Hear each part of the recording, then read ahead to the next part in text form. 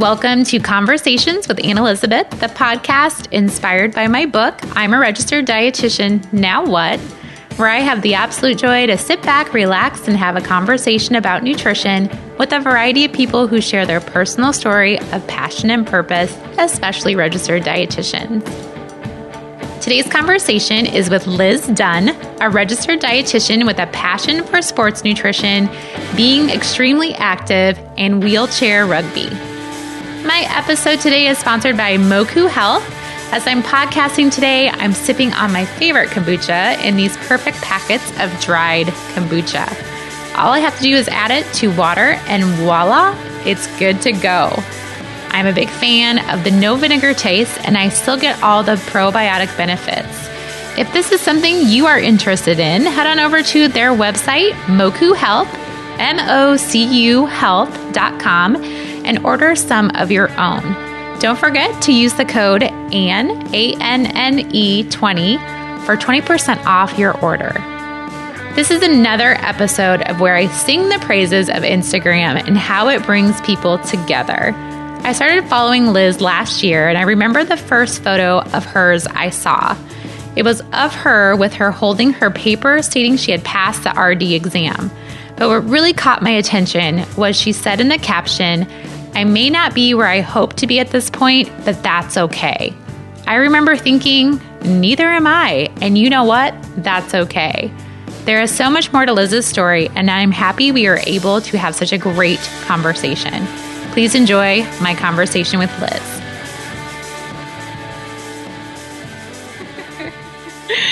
Well, why don't you kind of take me back to when you kind of got interested in the field of nutrition or interested in nutrition, or did you know about being a dietitian? Maybe kind of talk me through that whole process for you. Okay. Well, growing up, I started playing soccer when I was really young. So I guess that kind of always had me interested in nutrition a little bit. But by the time I got through high school and picked a college major, I actually went with pre-pharmacy to start with. And then I guess it wasn't until after my injury when I realized being a dietitian was a thing. And I decided to switch and, yeah.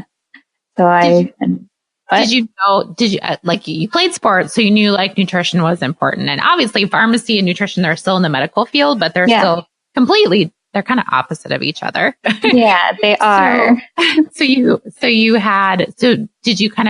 Did you do well with nutrition when you were playing sports and doing that kind of stuff?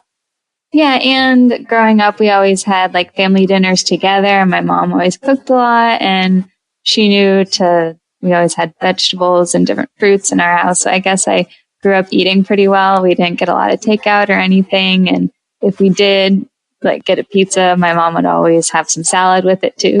So I grew up with a good balance, I think. That's good. So that kind of helped me be interested in it also. So what about pharmacy interested you? I'm not sure. I really liked science. Like I love science, and I think I wanted to go kind of into maybe more research with the pharmacy, and because my mom had MS or something similar to it.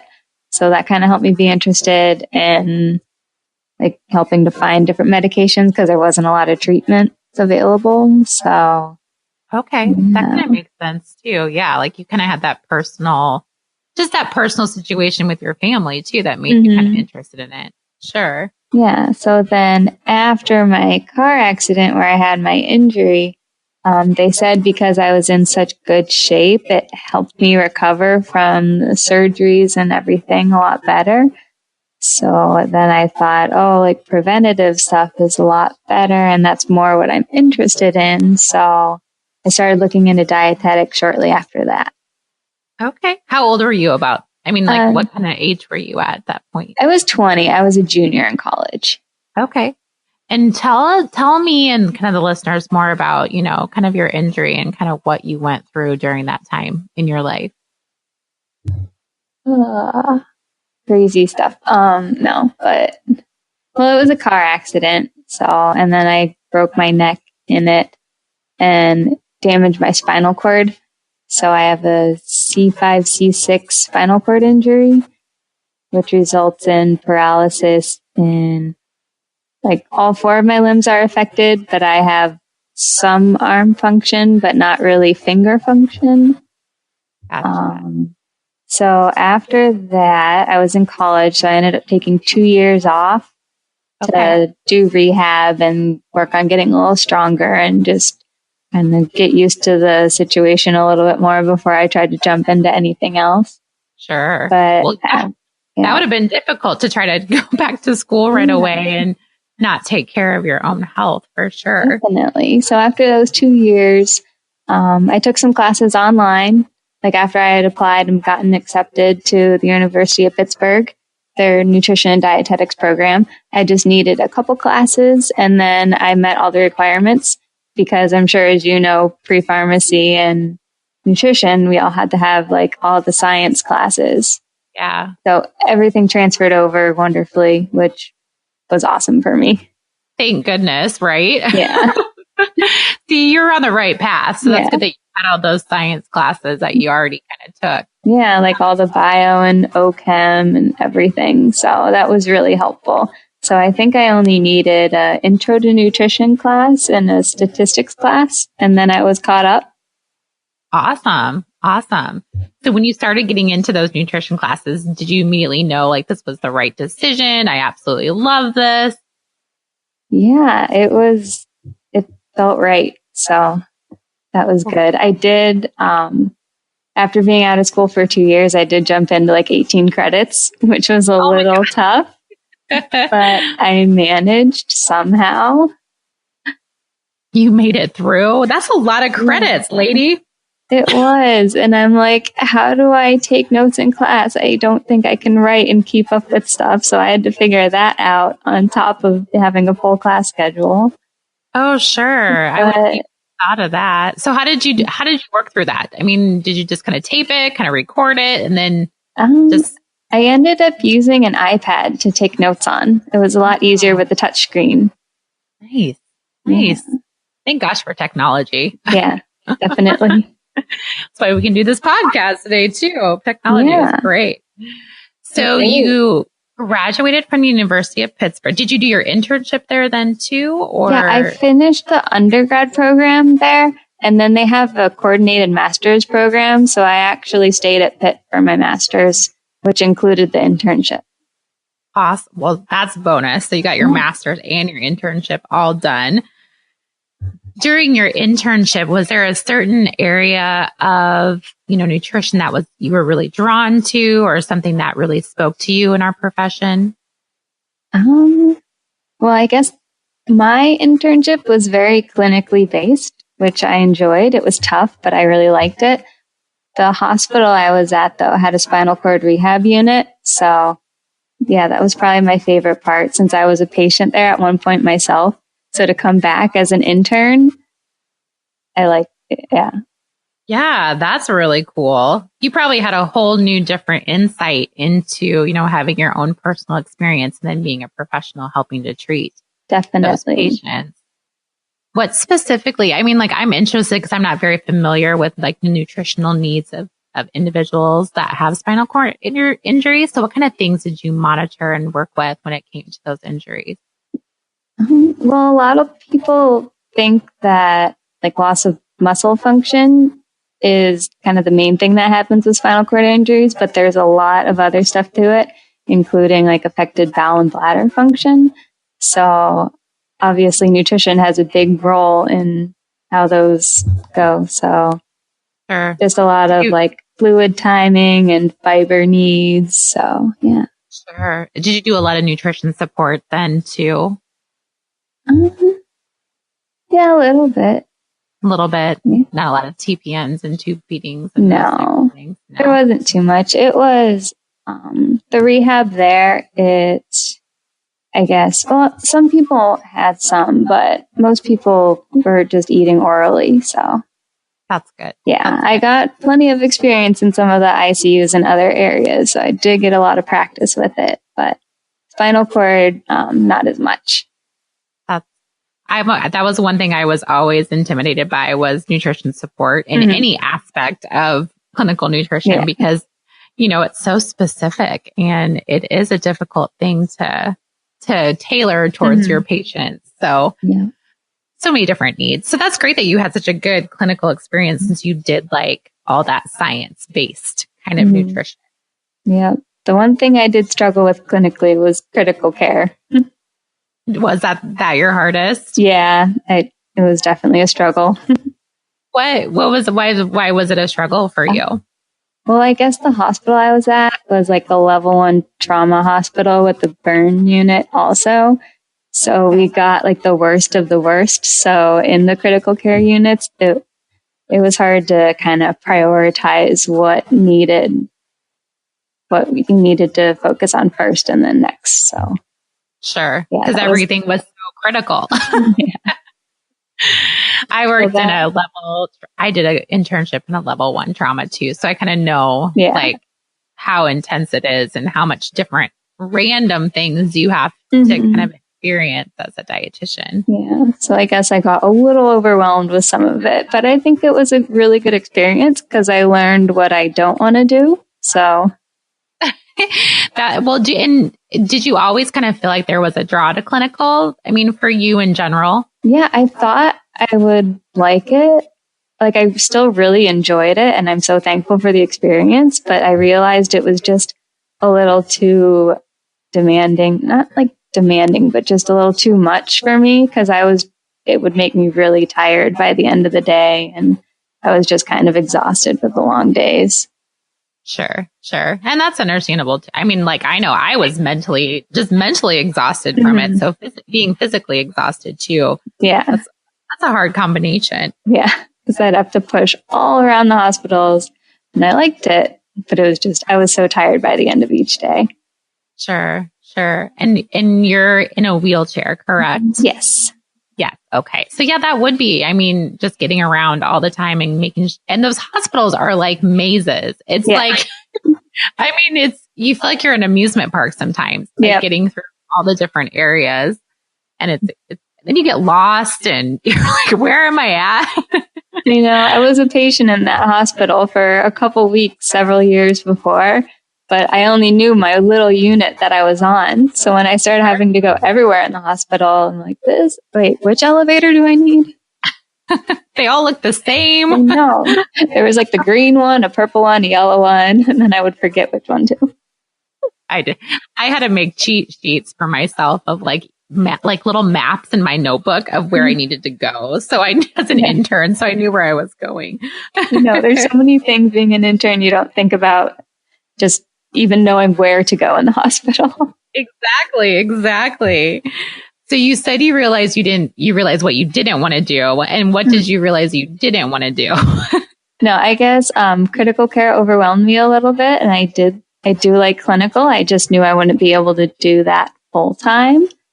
So gotcha. I'm still open to the option of part-time. I'm still looking for a job right now. I'm really enjoying volunteering with the athletes at Pitt.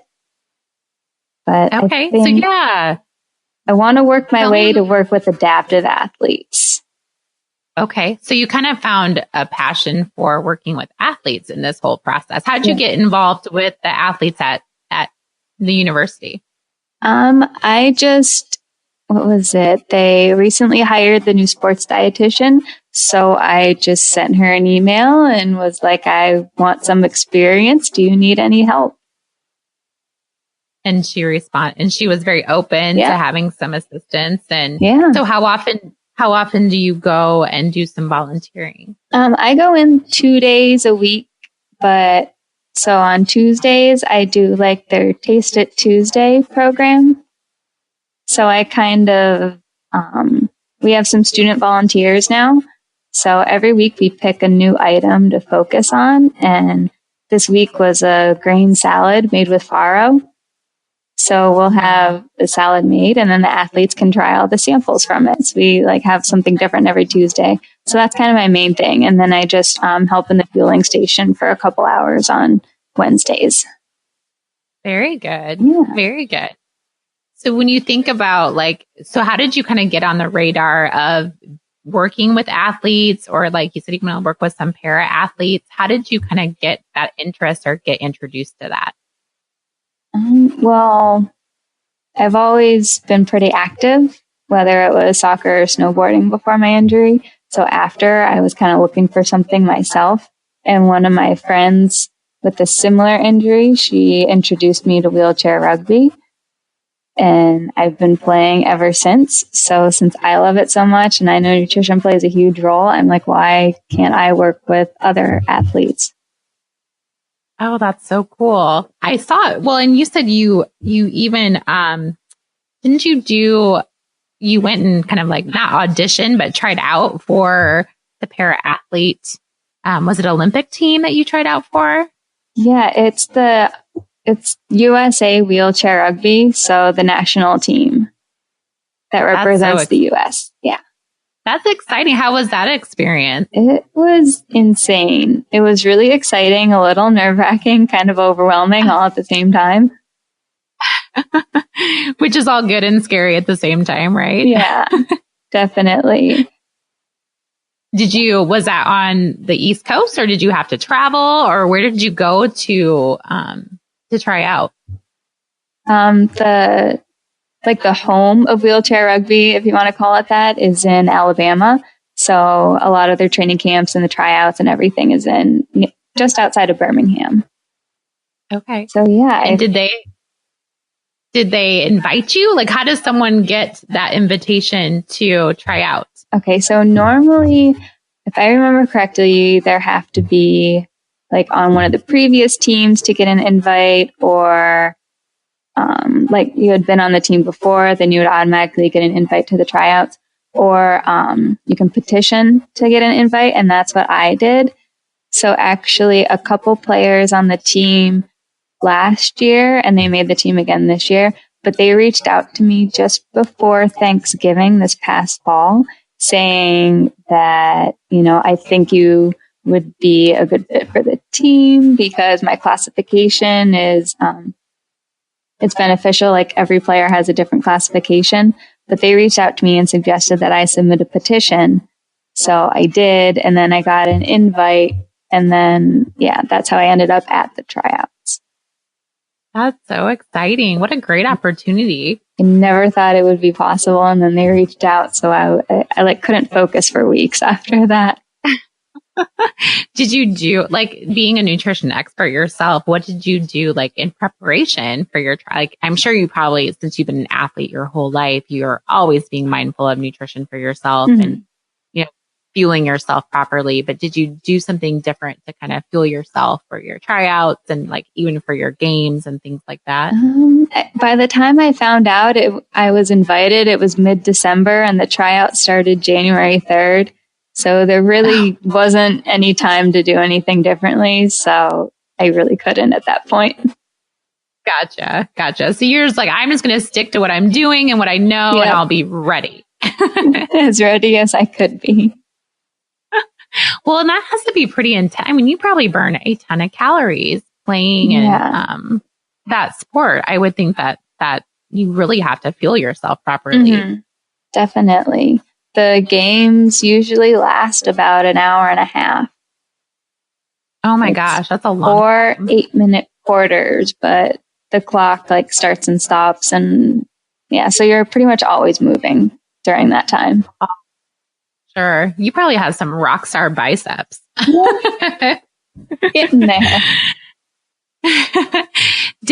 So just kind of you mentioned that you have a goal of working with para athletes. Mm-hmm. Do they have dietitians? Have you kind of researched any of that yourself of I know what jobs would be available that way? There's several different dietitians with the Paralympics, like the Olympic dietitians, but I don't know of many that are just working with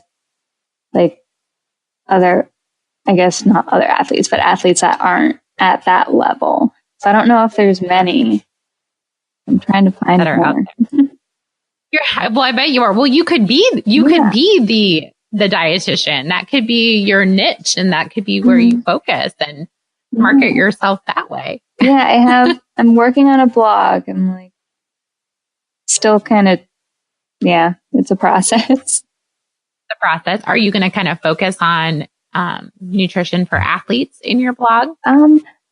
Probably a little bit, and then just spinal cord injuries in general, since there's not a lot of that either. So I think it'll be a good mix of stuff. Yeah, that'll be a great niche too, because I'm sure there's a need for just educating the public about it as well and sharing your story. Yeah, there's really not much out there. So I'm hoping to start something. We'll see where it goes, right? Well, you'll have to keep me posted, because that would be great to share just with other dietitians and letting other dietitians know that those resources are available out there for someone who lives it and works in it every day too. Yeah. So do you see yourself like taking like the CSSD and getting specialized in like sports nutrition and athletes? Yeah, I would love to.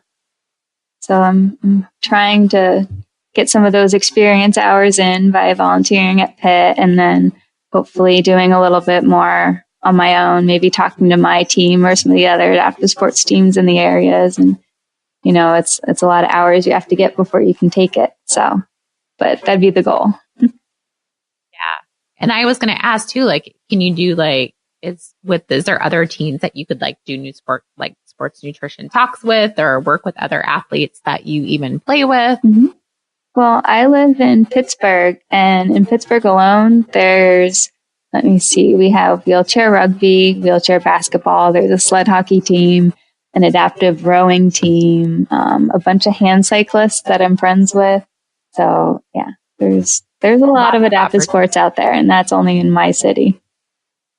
So you've got a lot of opportunity as a dietitian being there and being a resource for other athletes in your area. That's awesome. Yeah. Well, I'm excited I hope that your blog, do you have a timeline for your blog that's going to come out? Well, I have it up right now. I just haven't been posting very much. Gotcha. It takes time, right? Yeah. It takes time to be consistent with that. Yeah. So it's called Adapting Nutrition.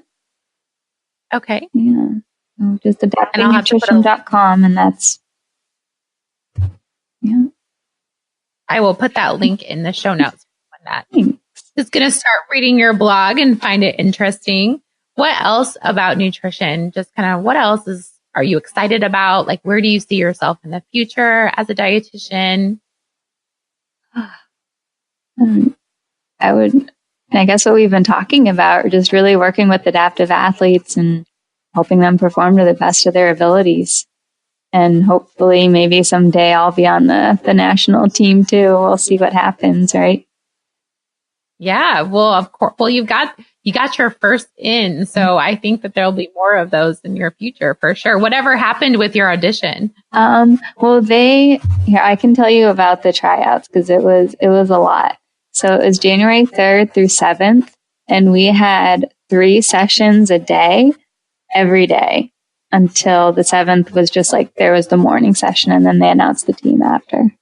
So breakfast was at 6 a.m. Our last session ended around like 9:30, 10 o'clock p.m.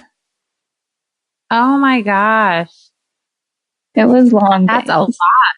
Yeah. Would you do it all over again though? Would you definitely, if you had another opportunity, would you definitely do it? Yeah, definitely. They made several cuts throughout the weekend, and I made it until the final cut. And yeah, so I was really close to even making it. And I'm not a very experienced player. Like I mentioned earlier, it's all about my classification. Oh, yeah. And that's your classification of your... Yeah, as a player. Injury as a player. Okay. Yeah. Is there certain classifications in, like, how many is there? Mm-hmm. There are, wheelchair rugby, you have to have, it used to be called quad rugby. So you have to have impairments in, I believe, all 4 limbs, but at least 3 of them. So you can't have full function of both of your arms and still play. That's kind of how it started, is a lot of quadriplegics wanted to sport, but the only one available was wheelchair basketball. And we just couldn't compete with the paras. So they kind of like branched off and made a new sport, originally called murder ball. Oh my, I think I kind of remember. Wasn't there a movie about that too at one point? Yeah, there was. Yeah. So every player is classified depending on your function, and you can be classed as a 0.5 is the lowest and a 3.5 is the highest. So I am at a 0.5, but because I'm female, I actually play as a 0. And what that means is you can have 4 people on the court on your team at a time and 8 points between the players. So with me counting as a 0, then the 8 points are divided between the 3 players remaining instead of all 4. So it's like a slight advantage to have a female out there because you get like that extra half point. You're like, hey, that's cool with me. I'll do it. Yeah, yeah, there's not a lot of, because it's a co-ed sport and there's not a lot of females that play. So. Well, there you go. See, you're a dietitian and you're a female and you can play the sport. So that gives you like 3 ups already. Yeah. That's awesome. Yeah, a lot of people think I'm crazy when I say I play rugby. They're like, what? No, I think that's so great that you do. It's so fun. How often do you play during the weekend? Do you play all year round? Our season it's like a winter sport. So September through March. But my team this year, we're done. We elected like not to go to postseason because the sectionals were in Alabama. And my team, I guess, I don't want to say we're bad, but we're not the most competitive. So it didn't make sense for us to try to go to sectionals because it would have been expensive to try to get down there. And yeah, if that makes sense. Sure. And if you weren't going to be able to compete, then you're like, well, maybe we'll wait till next year. Yeah. So how often do they? Do they have? So every year they have like tournament time. You play a season, and everybody from around the United States then comes and plays in sectionals and things at the end of the season. Mm-hmm. Yep. So we do a lot of weekend tournaments. The ones I normally go to are in Philly, Baltimore, a couple in Ohio, Rochester. So we kind of stay like usually within driving distance, but then we always go to West Palm Beach in January for their tournament because why not get out of the snow? Yeah. Well, and I think, like we connected through Instagram and I saw your amazing photos from Florida, which were awesome. Yeah. It felt so nice to be sitting outside in the middle of January and like, yeah, I bet. Just hanging out in the parking lot outside of the tournament when it was like 70, 75 degrees out. This is perfect. Perfect weather. Yeah. Do you see yourself living in a warmer climate someday? Potentially. I don't know if I could live in Florida though, because it gets really humid in the summers. It does. That's the only drawback about Florida. It gets super humid. Yeah. So I'm like, I can go there in the winter, but yeah, I can't live anywhere where it's too hot. Sure. That probably just wears you out even more then if it's too humid. Yeah. Actually, for higher level spinal cord injuries, you normally lose the ability to sweat also. Okay. So I can't sweat. So it's very easy for me to overheat. Wow. Well, that's you definitely probably couldn't live anywhere that was super warm then for sure. Yeah. Some people are used to it, but I'm like, I can't tolerate heat very well. And I don't like the cold either. So I'll figure out a good place to live someday, right? Find that perfect spot. Yeah. So then because I'm sure you sweat when you do when you're playing your game too, or playing your matches. How do you deal with keeping yourself where your temperature is okay? Well, I don't sweat at all. So when I am feeling warm, they usually have fans in some of the gyms, so you can go by them to help cool down. People will use spray bottles because you can still feel it evaporating off your skin, even though you can't sweat. So that still helps you cool. And then have you seen like the cool towels that you dip in water and then like wring out and then they just stay on your neck or wherever you put it? I use those a lot when it's hot out too. Okay. Well, that makes sense. I mean, just to keep your temperature as regulated since you're not sweating for sure. Yeah. You don't overheat. That would be awful. Yeah. Heat stroke is no joke. So you definitely have to be careful. Yeah, no kidding. No kidding. So most of your matches are all inside, I'm assuming, in like an air conditioned facility. Yeah. We play on a basketball court. So okay. It's nice. Very cool. Very cool. So what do you do anything specifically like when you're in the season for your own personal nutrition? I mean, is there anything that you follow, any guidelines you follow to stay like in playing mode and playing shape? I mean, I usually eat pretty well, so I don't really do much differently. I guess it just depends on when I'm working out, if I need an extra snack or a little more protein after a long practice, something like that. But yeah. And I see that you're trying to cook more too, trying to be more fancy in the kitchen like me. Yeah, working on it. My boyfriend actually does a lot of the cooking for me since I'm still trying to find ways to I guess, pick stuff up and chop food and whatnot. Sure. Well, you're so lucky you have your own chef. That's amazing. It's so nice. Right? You have your own personal chef. Yeah, that's awesome. That's very good. So you said you're kind of still looking for a job. And you said you're still kind of open to anything and everything. Yeah. We'll figure it out. So you're not, have you ever thought about starting your own private business or doing that? I'd love to. I guess one of my goals would probably be to start some sort of a virtual private practice. So then I would be able to work from home since I still can't drive independently yet. Sure. I think that would be the perfect thing for you. Yeah. I think you'd be really great. Well, that's my plan. Sure. It's just actually getting that done because it's a little scary, a little overwhelming, but just slowly working towards it all the time, right? Good. That's awesome.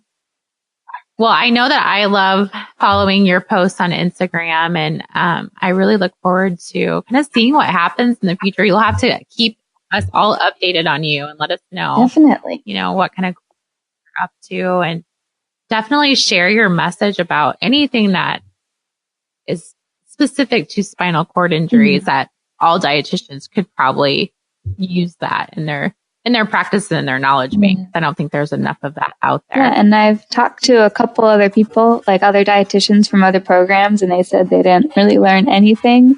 And in my program, which was very clinically based, if I remember right, we had half of a lecture on spinal cord injuries. I don't even think I had that. Yeah, so. That's what I'm saying. Like, it's not, I guess there's not a lot of research on it too, but most people never even learn anything about it. So I definitely do want to spread the word. See, there's another thing that you could do. I had a individual on a couple podcasts ago, and Monica was going to start incorporating fitness into dietetic internships. So you can incorporate more of spinal cord injuries into classes and dietetic internships. I think that would be amazing. Definitely. You have a lot to do in the future. You have a lot of work to do. So much to do. And that's the thing. Like, I want to do all of it, but I'm like, okay, how do I actually do this? And I think you're not alone in that. I'm sure there's a lot of people that feel the same way. Because I think, don't you feel like as dietitians, there's just so much out there that we like and we're passionate about and we want to do, but it's just figuring it out. Definitely. I think the how to actually like get started, and I think it's the hardest part. It's always the how. And then there's always so many resources that you can, watch, webinars, and you can read magazines, and I get overwhelmed with that too, because there's so much out there. And then even after reading a lot and doing tons of webinars, I'm like, okay, but I still feel like I'm not ready. Or I still don't feel like I quite understand yet. But I have questions. Well, and I guess it's good that we keep searching for the answers, because that keeps us present in what's going on. Definitely. Right? Well, I'm so grateful that we had our conversation. I will probably do a follow-up with you like next year sometime to see what you're up to, because I will be so interested to see, because I think that there's so many great things that you're going to do. And, I also have some fun questions for you since I asked you all these hard questions, but what's your favorite food? Oh, people ask this and I am so indecisive. It's so hard for me to pick something. I know I love so many different foods. So you'd think it's a simple question, right? Like, what's your favorite food? And it's so hard. But I will say I love fruit, but I also love dark chocolate. So I guess any combination of that. Yeah. That's always a good combination. Dark chocolate and anything is a good combination. Yeah, especially, I know, I guess I had them a few weeks ago, but chocolate covered strawberries. Did you have them for Valentine's Day? Our apartment complex had an event like the week before, but yeah. So nice. Someone else made them. That's even better. Definitely. So good. Do you have a favorite beverage? I know it's kind of pathetic, but I love water. No, it's not at all. I think that's not exciting at all, but I always have a water bottle on me. Always staying hydrated. Yep, definitely. That's a very dietitian thing to say, right? It is. But you know what? I think people that say that are just very truthful about it, because we do like water. So that's okay. What's your favorite color? Let's see, like teal, sort of. So like blue, greens, anything like that. Yeah. That's such a pretty color. Someone else mentioned that, like mint greeny too. Yeah. So those are all really pretty. Yeah. And then you have a favorite scent or a smell that you like? I have no clue on this one. That's a tough one.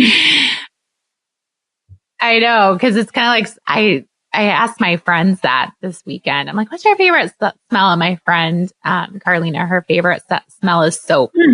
Like she said, any kind of soap. Like, well, that's interesting. I never thought of soap as a smell, but it is a smell. Well, I guess if I did pick something, lavender always smells really good. Lavender. So yeah, I'll go with that. And it's so calming. And it's calming. And yeah, it's a good smell. And then what brings you joy in life? Oh, man. Easy questions, but they seem hard. Right? You said you asked me all the hard questions, and these are almost harder. These are the hardest ones? No, I guess just doing what I enjoy. I mean, like just in general, just in life. Just talking to friends, family, hanging out with people, just seeing everything that's out there. That's awesome. Do you like to travel? I mean, I think you like to travel. It sounds like too. Yeah, so that could be something. I love traveling, but I hate flying. Oh, so you're going to be in a car. If you're going to go somewhere, it's going to be in a car. Yeah. Yep. I've done a lot of road trips, actually. Yeah. Well, it's probably easier for you to do road trips than fly. Sometimes, definitely. Yeah. We even went on a road trip from Pennsylvania to Los Angeles and back.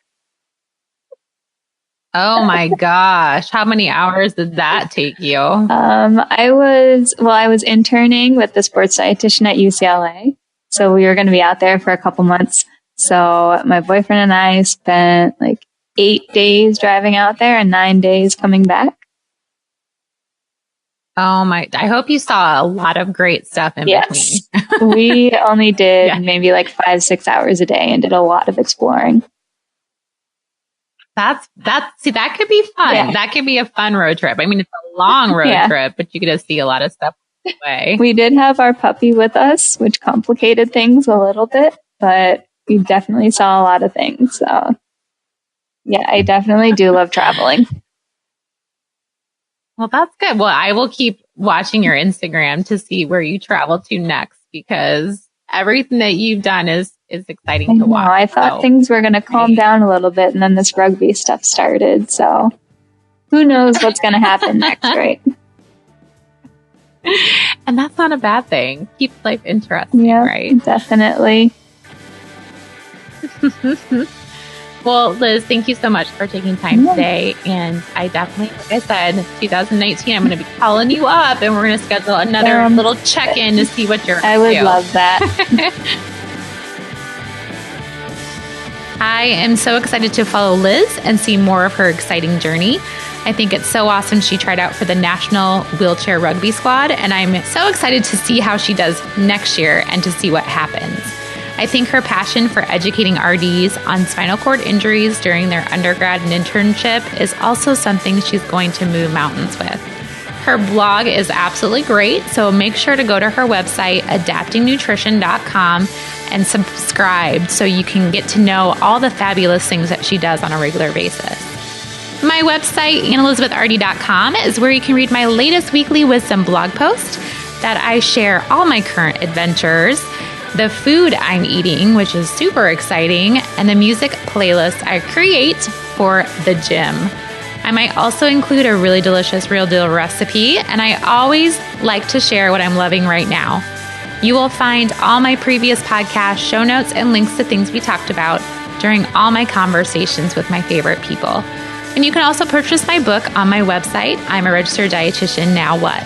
Please connect with me on social media. I hang out there quite often by finding me on Instagram, Facebook, Twitter, and Pinterest at AnnElizabethRD. Remember to be great always, find the joy in each day, and to start a conversation that truly matters.